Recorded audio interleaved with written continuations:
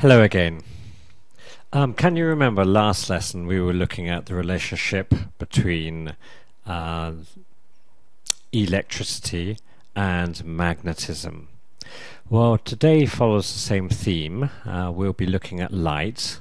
Light is shortwave radiation, which is electromagnetic wave.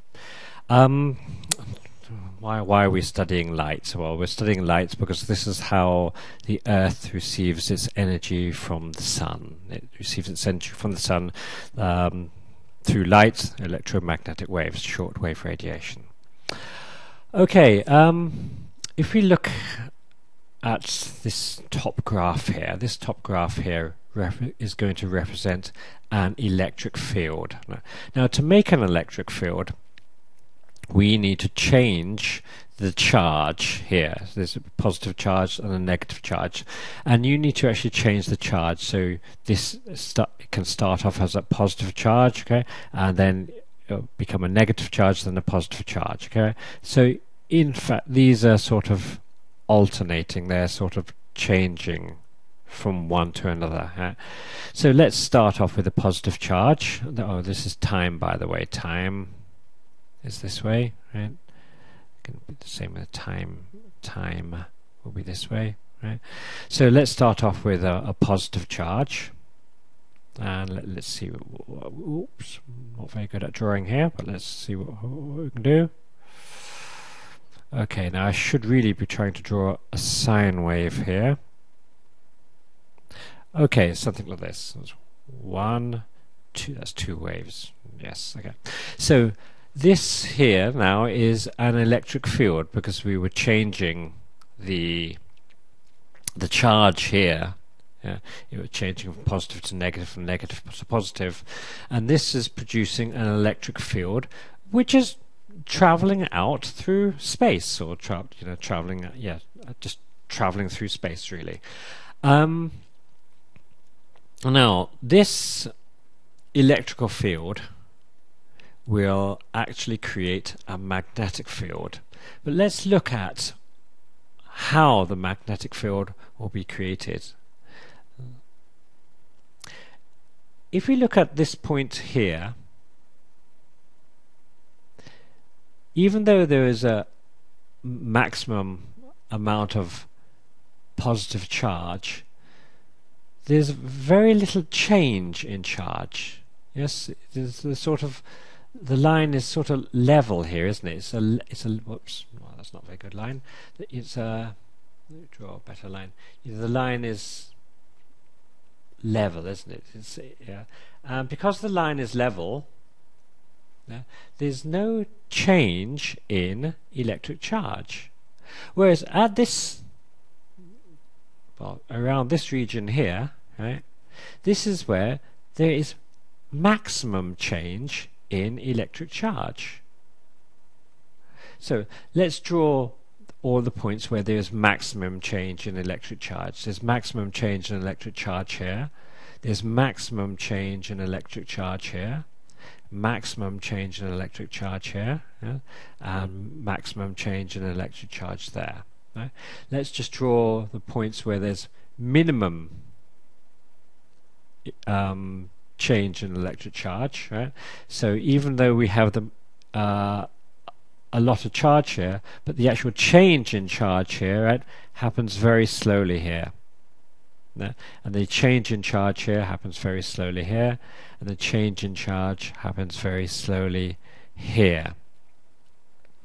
So let's now plot these points here on the magnetic field graph.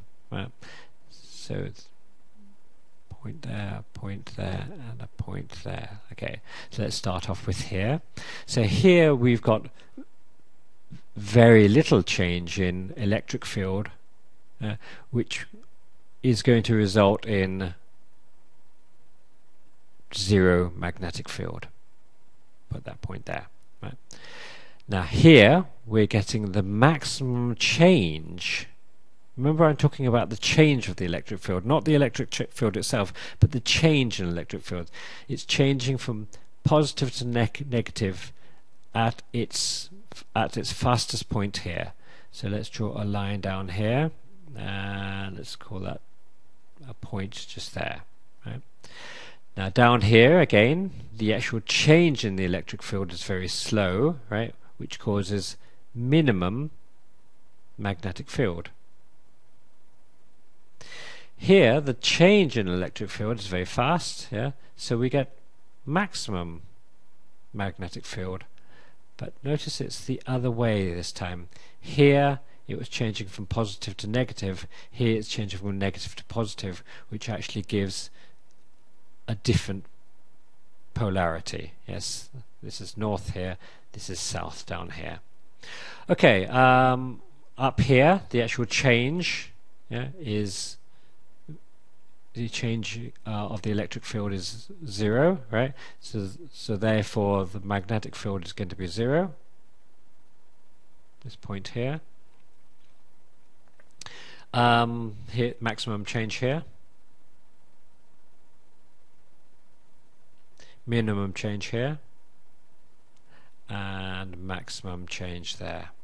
Okay, so let's draw the new line now through these points. Oops, did that wrong.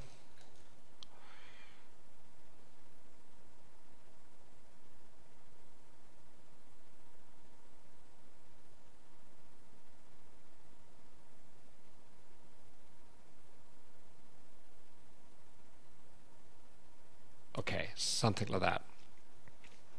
So let's compare these two waves. When the electric wave is at its maximum, the magnetic wave it is at its minimum.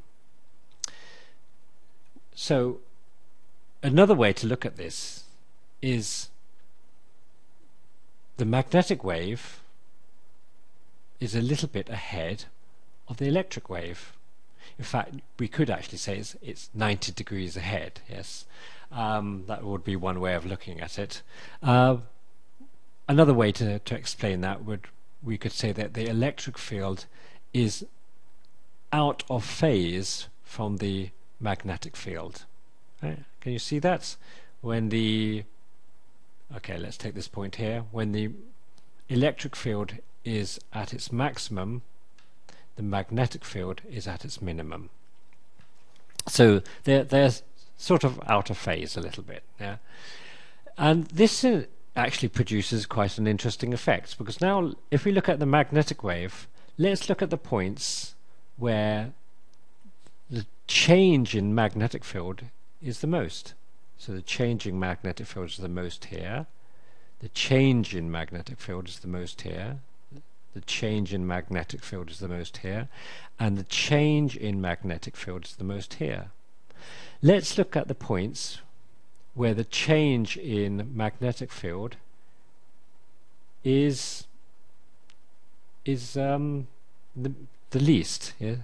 So the change in magnetic field here is very little changing magnetic field just here, very little changing magnetic field here, very little changing magnetic field just here, and very little change in magnetic field just here. So let's mark the points where there's very little change in magnetic field. Right. Now this is quite interesting, because now the magnetic field is going to have an effect on the electric field. Yeah? A changing magnetic field will create an electric field. But let's see which way it changes the electric field. Right? So if we look at this point here, there's maximum change in the magnetic field, which is going to produce more electric field. So the electric field is actually going to be pulled downwards like this. Right? Now if we go here, just at this point here, where there's also a maximum amount of magnetic field here, that's going to have an effect on the electric field, and it's going to sort of reinforce, it's going to make the electric field even stronger. It's going to sort of try and pull it up that way. So from this we can see that the electric field creates a magnetic field, and then the magnetic field itself actually makes the electric field stronger. And because the electric field becomes stronger, then the magnetic field becomes stronger. Right? So this is what keeps the electromagnetic wave propagating. This is what keeps it, so it just doesn't completely fall down and collapse. Right? So there's a similarity really between an electromagnetic wave like light and a surface wave like the sea waves. Now, if you remember the sea waves, let's draw a sea wave here. The sea waves, as we said, were made up of circles, didn't we? If this is the sea waves, it's the sea waves, and I said that we had these, sort of circular motion. You can probably remember I drew the circles, didn't I? Something like this, okay? And I said that the actual water was moving around. The water was actually moving around in circles, like this, okay? Right? Even though the wave was moving forward like this. Okay, so the wave's moving forward like this, and the sea waves are moving this direction, but the actual water is moving around and round. Right? So you can sort of see that there's a sort of similarity here. Yeah. Now, if this circular motion stopped, the waves would stop as well. Yeah? And if there wasn't this relationship going on between the magnetic field and the electric field, well, the light wouldn't go very far either. Okay, the light wave would also collapse. So it's this relationship between the magnetic field and the electric field which keeps the light wave going, which keeps it propagating. Okay, I hope that's sort of clear to you, and I'll see you next lesson. Bye.